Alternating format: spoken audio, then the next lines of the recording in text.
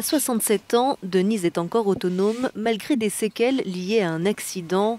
Elle peut passer des heures à réaliser des travaux manuels, mais pour certains gestes du quotidien, elle fait appel à une aide à domicile. Passé un certain âge, la vue baisse, c'est sûr. Il est difficile de se concentrer et on a besoin d'avoir quelqu'un à ses côtés en permanence. Le marché des aides à domicile a explosé en Espagne au cours de la pandémie de Covid-19. Principale raison à cela, le lourd bilan qui s'est élevé à 21 000 morts dans les maisons de retraite, soit plus de 60% des décès liés au coronavirus, mais c'est aussi un choix personnel. Je suis chez moi, c'est là que j'ai mes souvenirs. Tout ce qui m'entoure me rappelle un moment de ma vie.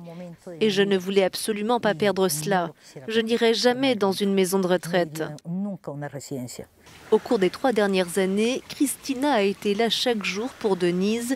C'est elle qui veille à ce que ses médicaments soient pris et qu'elle ne manque de rien.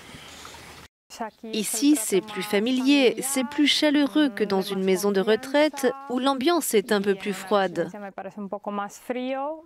Les entreprises spécialisées dans les services à la personne ont enregistré une hausse de la demande allant de 20 à 40%.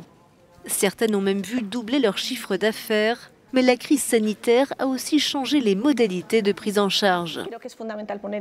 C'est fondamental d'informer la famille de ce qu'il se passe à n'importe quelle heure pour mettre la personne âgée au centre des préoccupations et prendre en compte l'aspect affectif. Une prise en charge plus adaptée, notamment pour les personnes à risque. L'explosion de la demande d'aide à domicile est liée à l'image de mauvaise gestion renvoyée par les maisons de retraite pendant la pandémie. Autre facteur, plus de 80% des Espagnols préfèrent être pris en charge à domicile.